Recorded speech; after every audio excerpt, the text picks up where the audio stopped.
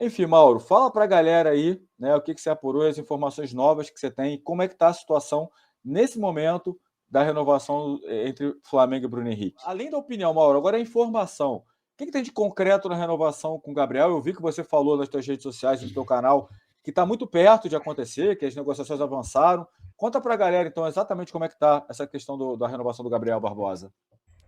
Salve, salve nação! Nação, vamos embora com mais um vídeo aí, né, sobre o nosso Flamengo. Vamos falar nesse vídeo aqui sobre renovações de contrato de Gabigol e de Bruno Henrique, né? E ainda a estreia de Tite, que vai estrear nessa quinta-feira às 7 horas da noite no Mineirão diante do Cruzeiro, né? O que esperar dessa estreia do Tite, né? Um time melhor, com um desempenho melhor? Um time apático? Porque geralmente quando o Flamengo volta de uma parada, geralmente de data FIFA, o Flamengo sempre volta pior, né? Mas a expectativa com a estreia de Tite, pelo menos para mim, é alta, né? Então, o Mauro César aqui ele trouxe algumas informações importantes, bastante importantes sobre renovações de contrato de Gabigol e Bruno Henrique, principalmente, né? Então, vamos embora com mais um vídeo aí, créditos ao canal do S1 Live e vamos embora pro vídeo. Vai deixando seu like também. Ah, não se esqueça, né, de se inscrever no canal para não perder nenhum vídeo sobre o nosso Mengão. Vamos embora pro vídeo, galera. Bora! Eu acho que não justifica agora. Mas além da opinião, Mauro, agora a informação. O que tem de concreto na renovação com o Gabriel? Eu vi que você falou nas suas redes sociais, no seu canal, que está muito perto de acontecer, que as negociações avançaram. Conta para a galera, então, exatamente como é que está essa questão da renovação do Gabriel Barbosa. As partes já conversaram com acordo de 4 anos, então o que me passaram a priori seria o contrato até 2028, que ele tem contrato até 24, mais 4 anos vai até 28. Eu tenho uma dúvida aí se no final vai ser 4 anos mais o ano que ainda falta, ou se esse ano morre e começa a contar 4 anos a partir do dia 1º de janeiro agora de 24. Isso eu tenho dúvida. O que me passaram inicialmente seria 4 anos mais esse ano. Mas eu acho que isso pode mudar e de repente ser só até 27, 24, 25, 26, 27. Isso eu tenho dúvida. Até porque não está assinado, tá? Mas seria isso. 4 anos de contrato. A dúvida que eu tenho é: começará a contar esses 4 anos, além de um ano que ele tem, né? Como me passaram, ou já morre esse último ano e passa a vigorar um novo contrato agora, no dia 1º de janeiro de 2024. Eu acho que isso é mais provável, que já teria o aumento agora, e não só depois, né? Enfim. Então, contrato de 4 anos. E já está bem avançado para que seja acertado. Tá? Eu, sinceramente, não entendo o porquê ele vai ter um aumento. Eu digo sempre o seguinte: por que alguém tem um aumento de salário sem trabalhar bem? Ele não está trabalhando bem. Ele está abaixo do que ele pode render e do que ele deve render. Olha só que beleza. Amigo aqui resolveu ligar a furadeira.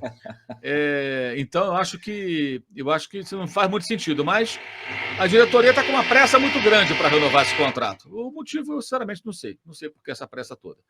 Eu concordo plenamente com essa sua observação. Chamar para conversar, você tem 12 jogos agora, né? Essa reta final, e tem. Vamos combinar em abril? Em abril a gente conversa. Até lá você vai ter já primeiros jogos de Libertadores, Campeonato Estadual, para você mostrar serviço, porque se a gente for discutir a renovação agora, aí eu mostraria esses números que eu falei. Eu vou pedir a você para reduzir seu salário. Então, pô, em tom de brincadeira, você não pode reduzir salário, claro. Mas, pelo menos na CLT, não se pode, evidentemente. Né? Mas eu vou negociar com você em outros termos. Eu vou manter seu salário, mas não vou te dar luvas. Né? Eu renovo com você em outras. Ah, mas eu quero mais. Mas você não está me justificando esse aumento. Essa é a questão. Então, me ajuda a poder aumentar seu salário. Jogue bem.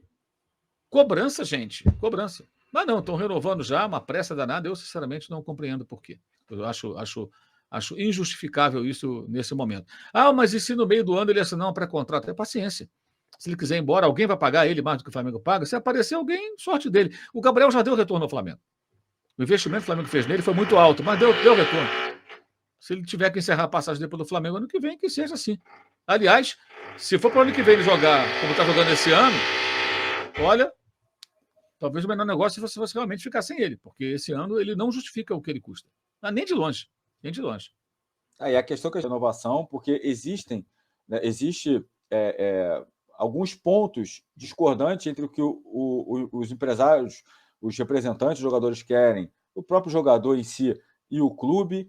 Enfim, Mauro, fala para a galera aí, né, o que você apurou, as informações novas que você tem, como é que está a situação nesse momento da renovação entre Flamengo e Bruno Henrique. Bem, Quando eu estava apurando essa questão das renovações, me foi passado essa situação do Gabriel que eu acabei de falar, né, que o Gabriel está mais perto de uma renovação, a formação do Bruno Henrique que estava mais difícil e a coisa ainda estava em negociação. Vou voltar lá para o ano passado, né? A versão, né, que vem das pessoas que cuidam da carreira do atleta é de que no ano passado, no primeiro semestre, quando o Bruno Henrique ainda se recuperava da lesão, eles propuseram uma conversa para renovar o contrato e o Flamengo ficou de conversar com eles e não teria conversado. Tá? O Bruno Henrique voltou em abril. Ele até voltou antes do esperado. A expectativa era maio, junho, ele voltou em abril contra o Coritiba, na primeira rodada do Brasileiro 3-0. Ele entrou aos 24 minutos do segundo tempo. Acho que foi dia 24 de abril, foi em abril. Enfim, foi em abril. Enfim, então ele voltou antes. E nesse período que ele estava perto de voltar, eles queriam começar a conversar para renovar o contrato antes que entrasse nos 6 meses finais em que ele poderia assinar pré-contrato com alguém, que é o que está acontecendo agora, né? Já está na reta final do contrato. Repetindo, tá? Eu estou passando agora a versão do staff do atleta. O Flamengo preferiu correr o risco. Eu acho que tem 2 aspectos aí. Concordo com o clube de esperar o jogador voltar. Eu acho que você não pode renovar o contrato com um jogador. De novo, discurso profissionalismo, você não pode renovar com um jogador machucado. Porque o dinheiro não é do dirigente, o dinheiro é do clube. Aí você renova o contrato com um cara por 3 anos, o cara não consegue mais jogar, não consegue mais render, aí muda o presidente, né, em 2024 para 2025, aí ele tem mais 2 anos de contrato, um jogador que não está jogando. Pô, mas isso é triste, né? O cara, coitado do Bruno Henrique, estava lá com o negócio. Sim, mas é assim que funciona. Você não pode ficar bancando o jogador machucado durante anos e anos. Tem contrato em vigor, segue. Né? Em alguns lugares, de repente, alguns contratos rezam que, em caso de lesão, você prorroga o compromisso por mais um tempo, mas aí tem maneiras diferentes de remunerar, o jogador entra num processo de licença, recebe recebe seguro. Cada país, cada legislação tem as suas peculiaridades. Mas aqui no Brasil, o que acontece? Acabou o contrato, você renovou. Por exemplo, vou dar um exemplo, não foi nem questão de lesão, foi questão de rendimento mesmo. Mas o caso do Luan. O Corinthians fez um contrato com o Luan, que veio do Grêmio, e o Luan não conseguiu jogar. Virou um peso morto. Emprestaram para o Santos, não jogou, voltou, e foi ficando. Até que houve aquela coisa ridícula lá de terem atacado o rapaz no motel, e acabou que ele quis ir embora e voltou para o Grêmio ganhando muito menos. Mas ele estava lá, o Corinthians fica pagando. Você corre sempre o risco do jogador não render, você fica pagando. Mas se o cara se machuca muito, a mesma coisa. Agora, se o cara está machucado, quem renovar o contrato, se esse cara não voltar, vai ser questionado lá na frente. Como é que você renovou o contrato de um cara que está machucado? Não, mas o Bruno Henrique é um jogador excelente, como é que eu ia adivinhar? Mas ele está voltando de lesão. Não é questão de... Quando o cara está machucado, gente, aí não é questão de adivinhar que vai se machucar. Aí a questão é você ter a informação que ele está machucado e, obviamente, isso carrega uma interrogação. Então, numa definição profissional, você não pode usar o dinheiro do clube renovando o contrato de ninguém com uma lesão grave. Vamos esperar para ver como ele vai voltar. Você corre o risco. E se o cara voltar bem? E ele voltou muito bem. Então, ele ficou com a faca e o queijo na mão. Aí ele pode pedir o que ele quiser. Até aí não tem problema nenhum. Corretíssimo. A grande questão é que foi utilizada uma situação em que o staff do jogador queria uma recompra do jogador. Até o pessoal dele agora está evitando essa palavra, recompra, não quer e tal. Porque, de fato, recompra é um absurdo. Eu concordo que é razoável você cobrar luvas, um salário muito bom, um jogador importante, mas recomprar o jogador não faz sentido, gente. O jogador já é do clube, o clube já comprou o jogador. E ele já foi valorizado lá atrás com um aumento significativo que teve no início da temporada 2020, depois do grande ano de 2019. Para quem não sabe, o Bruno Henrique ele ganhava quase 1/3 do Gabigol, do Arrascaeta, desses caras. Ele teve quase triplicado o salário dele. E foi merecido, porque ele comeu a bola, foi rei da América. Aí ele teve o Flamengo o valorizou. Claro que também se protegeu do assédio de outros clubes, que poderia acontecer, já acontecia na época, né? Com uma multa rescisória mais alta. Mas houve o reconhecimento e a valorização. O que pensa o pessoal do Bruno Henrique é assim, poxa, vou falar aqui a grosso modo, mas investiram tanto no Cebolinha, por que não pode melhorar a grana do Bruno Henrique? Estou investindo tanto aí até hoje para ter o Davi Luiz, por que não pode ter o Bruno Henrique pagando mais? A questão é o precedente que você pode abrir. Há uma diferença, na minha opinião, porque se o Cebolinha custou caro, você tem que pagar uma multa para trazê-lo. A remuneração do jogador é outra história. O Davi Luiz, ele já veio livre. É uma outra situação. O Bruno Henrique já é do Flamengo. E ele muda o patamar dele no Flamengo. Ele se valoriza no Flamengo. Os dois ganham juntos. Mas eu entendo que, legalmente, o jogador pode pedir o que ele quiser. O clube não pode passar do limite. Ele não pode extrapolar seu orçamento. Então, temos aí uma situação de um impasse. E aí, informação importante, que eu acho que essa pesa muito para o torcedor formar sua opinião. A informação que eu tive do staff do jogador foi que a proposta do Palmeiras, além de ser de 4 anos, como já foi noticiado por alguns colegas, ele pede ao Flamengo 3, o Palmeiras já assina com 4. Ele faz 33 anos agora, no dia 30 de dezembro. Isso significaria que o contrato dele com o Palmeiras, se ele assinar, terminaria com 37 anos. Tá? 4 anos de contrato. E o que o Palmeiras oferece ao Bruno Henrique, segundo o staff do atleta, é de 30% a 40%, ele não me passou o percentual exato, mas é entre 30% e 40%, tá? A mais do que o Bruno Henrique pede ao Flamengo. Então, imagina o seguinte, se o Bruno Henrique pede ao Flamengo 100, o Palmeiras oferece 135, 140, alguma coisa assim. Então, o Palmeiras oferece mais do que o Flamengo terá que pagar se aceitar, sem pestanejar aquilo que o Bruno Henrique está pedindo. Essa é a versão do staff do jogador. E aí tem uma conclusão que é importante, até para não ficar demonizando o atleta, né? O jogador, se quiser pensar só no dinheiro, ele assina hoje com o Palmeiras. Ele pode assinar hoje com o Palmeiras. Então, se de fato o Palmeiras tem essa proposta muito superior, se ele pensar só na grana, ele faz 4 anos com o Palmeiras, assina e dia 2 de janeiro está se apresentando no CT da Barra Funda para treinar lá com a equipe do Abel Ferreira. Pronto, acabou. Então, essa é a situação hoje. Eu acho que o Flamengo vai se esforçar para não perdê-lo, especialmente com esse acesso do Palmeiras, mas acho que o Flamengo não pode sair dos trilhos. Acho que as partes têm que entender. As partes têm que entender. E aí tem um aspecto que eu acho que é importante também, que é assim, mas é o último contrato que o jogador pode fazer. Eu concordo plenamente, mas eu acho que existe uma diferença entre assim, o último contrato de alguém que não ganha tão bem e tem a chance de finalmente ganhar bem e o último contrato de quem já ganha muito bem e vai continuar ganhando muito bem de uma forma ou de outra. Acho que tem uma diferença aí. Então, esse argumento, acho que ele vale até um certo ponto nesse caso específico. Ele já é um cara muito bem remunerado, né? E aquela coisa, no Flamengo existem aspectos que são relevantes também, que ele está adaptado à cidade, a família está lá, todo mundo está lá, ele é amado pela torcida, ele é hoje o jogador mais querido pela torcida do Flamengo, fácil. A torcida adora o Bruno Henrique, mais que o Gabriel disparado, mais que o Arrascaeta, mais qualquer um. Eu não tenho dúvida disso. A torcida gosta muito dele. Vale a pena colocar esse risco? Não sei. Que ele ganha bem, vai continuar ganhando bem. Se ele for para um outro clube, no caso do Palmeiras, ele vai ter que conquistar algo que ele já possui, que é jogar para caramba para a torcida. E se não for tão bem, vai ser questionado, que custou muito dinheiro, né? Estará custando muito dinheiro. Então, tem vários aspectos que tem que ser considerados, que é uma decisão dele. Eu acho que o Flamengo tem que sentar à mesa e negociar. Existem alguns pontos que, pelo que passa o staff do jogador, também são discutíveis, como, por exemplo, uma reunião marcada para o sábado retrasado, quando o Flamengo jogou contra o Corinthians aqui em São Paulo. A reunião aconteceria aqui e o Flamengo adiou essa reunião. Isso aconteceu dias depois, ou seja, na semana subsequente, que foi a semana passada. O Flamengo recebeu a proposta e ainda não retornou, segundo o staff do jogador. Está esperando agora uma contraproposta do Flamengo. Eu acho que o Flamengo deve fazer um esforço ficar com o jogador, mas sair dos trilhos em hipótese alguma. E a ideia da recompra eu acho absurda. E por que eu acho absurda? Eu entendo da seguinte maneira. Por que um clube, quando revela um jogador, ele tem sob contrato e quando ele vai vender esse jogador jovem, ele recebe muito dinheiro? Como o Endrick agora vai para o Real Madrid. Para descobrir um Endrick, o Palmeiras investe muita grana, gente. Num CT, em centenas e milhares de garotos ao longo dos anos, a maioria não rende, não vira jogador profissional. Então, quando acha uma pedra preciosa, como Vinícius Júnior, um Rodrigo, um Endrick, ou um bom jogador como o Danilo, como o João Gomes, eles saem por muito dinheiro. Por quê? Porque para tirar um desse, você botou muita grana ali. Se o jogador sair sempre de graça, por que o clube vai revelar jogador? Eu vou pegar de graça de alguém. Mas quem é que vai querer revelar jogador se você nunca consegue transformar isso em dinheiro? Só tem despesa, porque a base não dá lucro. Ela só dá lucro na venda. A base só gera despesa. Aquilo é investimento, na verdade. Mas é investimento que você vai poder vender o jogador. Você vai aproveitá-lo tecnicamente e depois vai vender. Alguns nem você aproveita. Todos os clubes, o Flamengo não é diferente, vendem muitos jogadores que saem da base e que não têm chance no profissional, já são logo vendidos. A gente vê 500 mil euros, 1 milhão de euros, 700 mil dólares, né? Vira e mexe, vende um ou outro aí que não teve muita chance, mas é dinheiro que entra e ajuda a viabilizar a estrutura do futebol de base, que tem jogadores que moram lá, dormem lá, comem lá, se vestem lá, tem médico, tem dentista, psicólogo, técnico, preparador físico. O cara é formado no clube, até como cidadão, muitas vezes.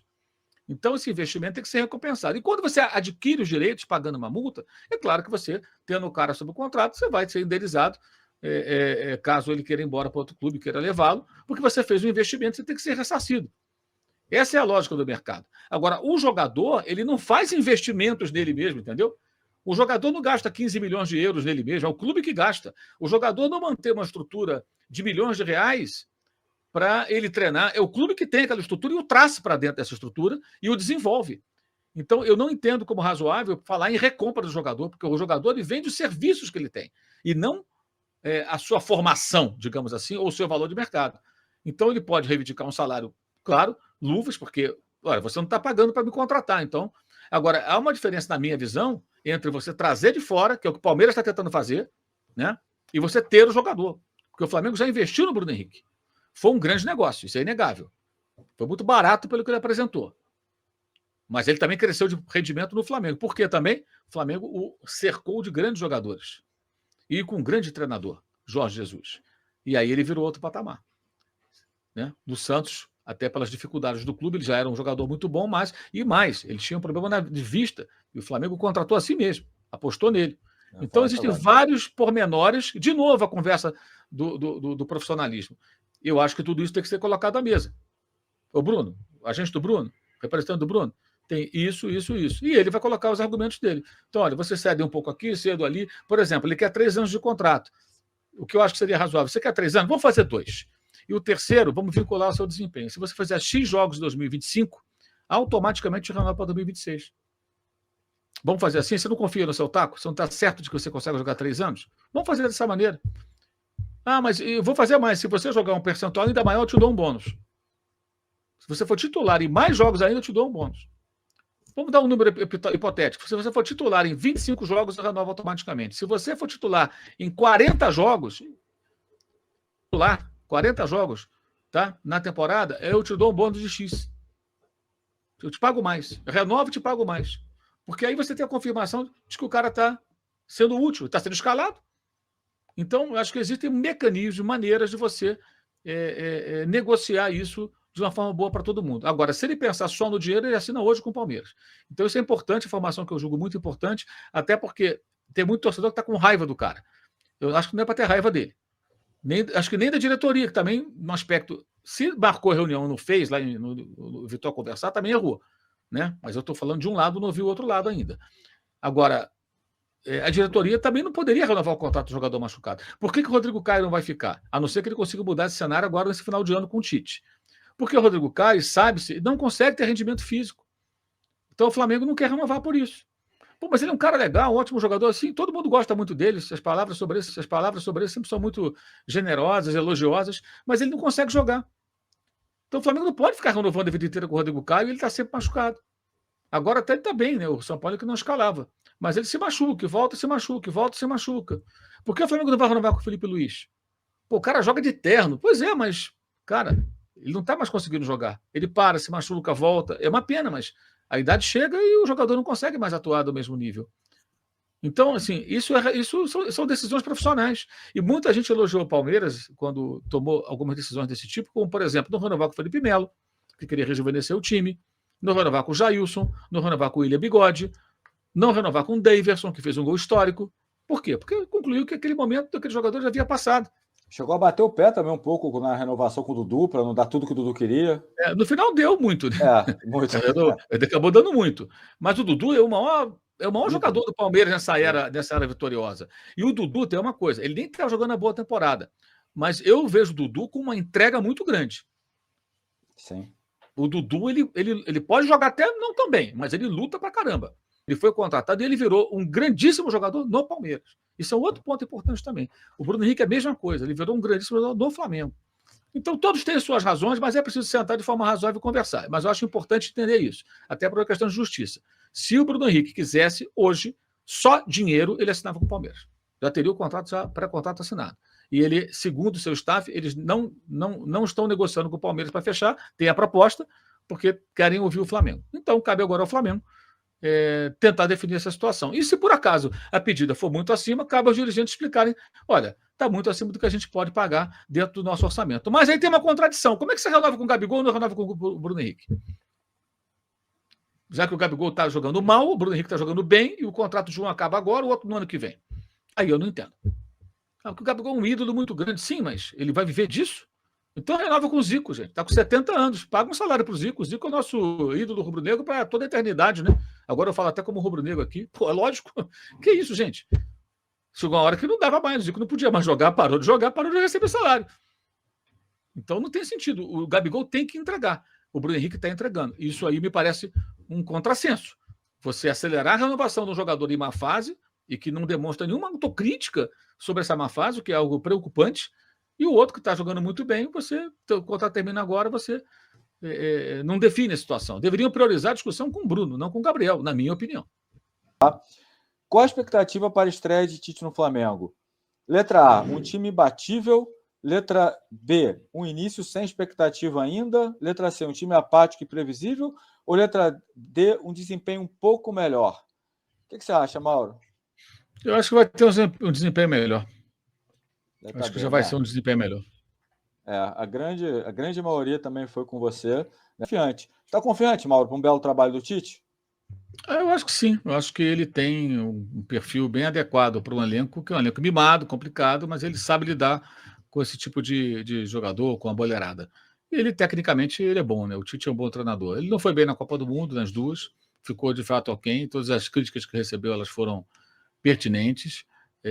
Até acho que ele foi um pouco criticado por mim, por exemplo, antes da Copa. Até já fiz essa meia-culpa. Acho que eu deveria ter sido mais crítico com relação ao trabalho dele, porque acho que ele deixou muito a desejar.